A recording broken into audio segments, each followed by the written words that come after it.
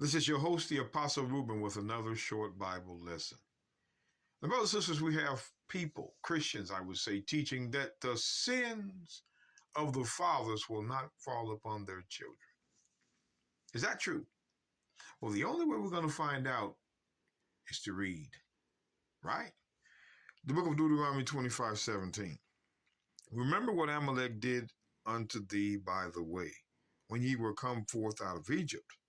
Now remember Amalek, now remember him, how he met thee by the way, and smote the hindmost of thee, even all that were feeble behind thee, when thou wast faint and weary, and he feared not God. So Amalek smote Israel from behind, because the stronger men will be in the front and the weaker men will be in the back. They knew that, so they went and smote Israel by the weak point.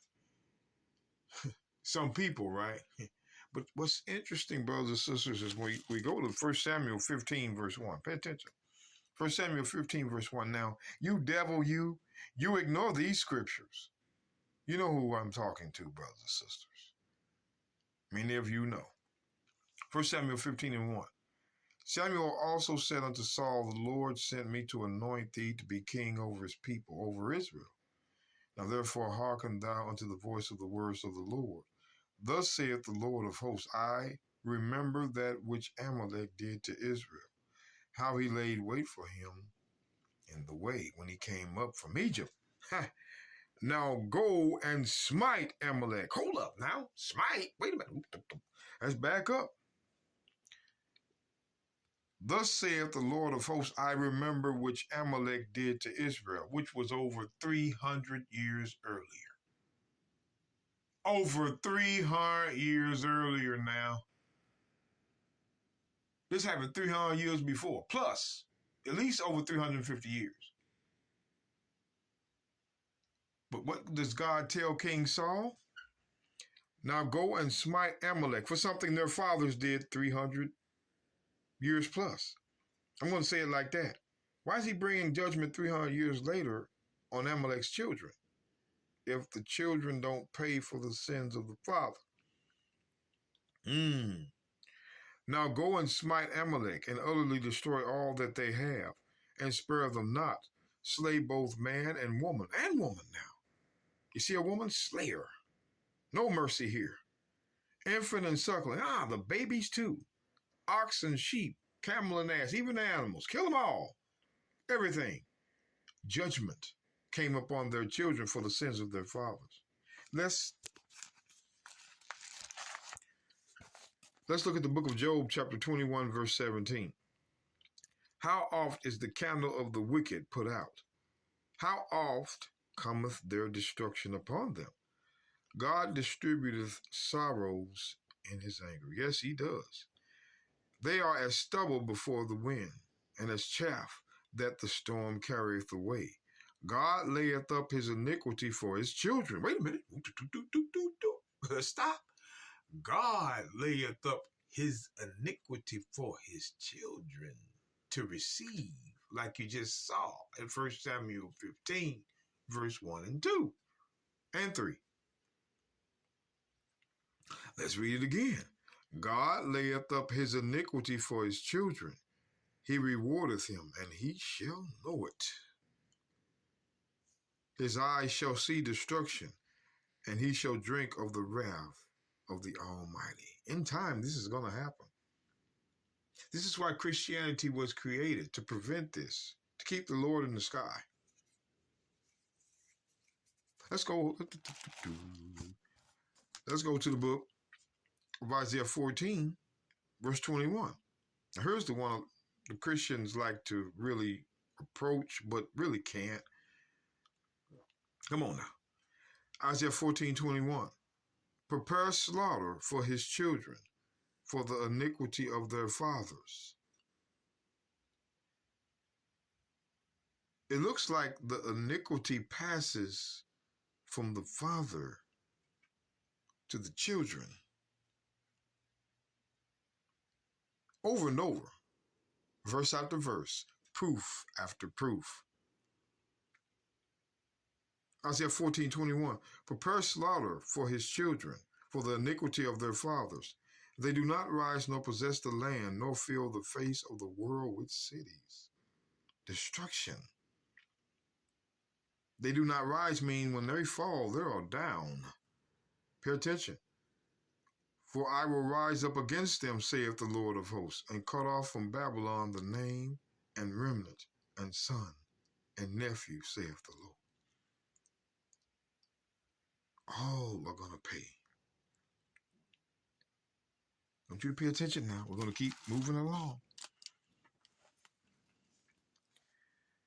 The book of Jeremiah, chapter 32, verse 18.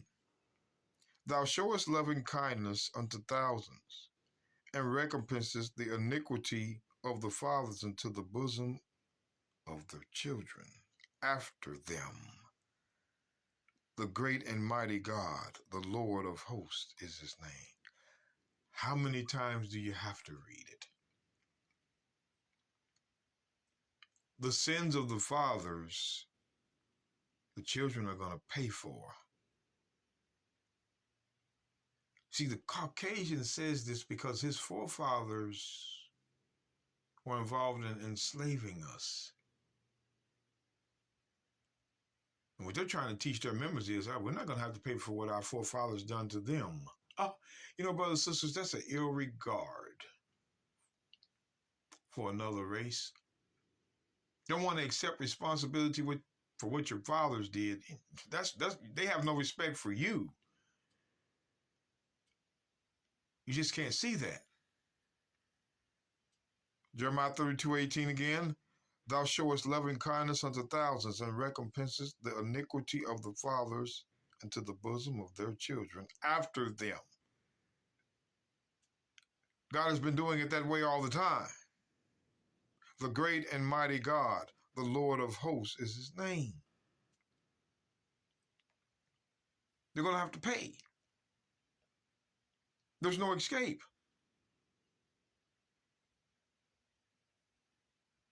That's why, again, we go to the book of Joel, my favorite book, Joel 3. Now remember, we said, the sun and the moon shall be darkened. This is the prophecy of Christ's return. But we're not going to go over that. We're going to go on down to verse 19.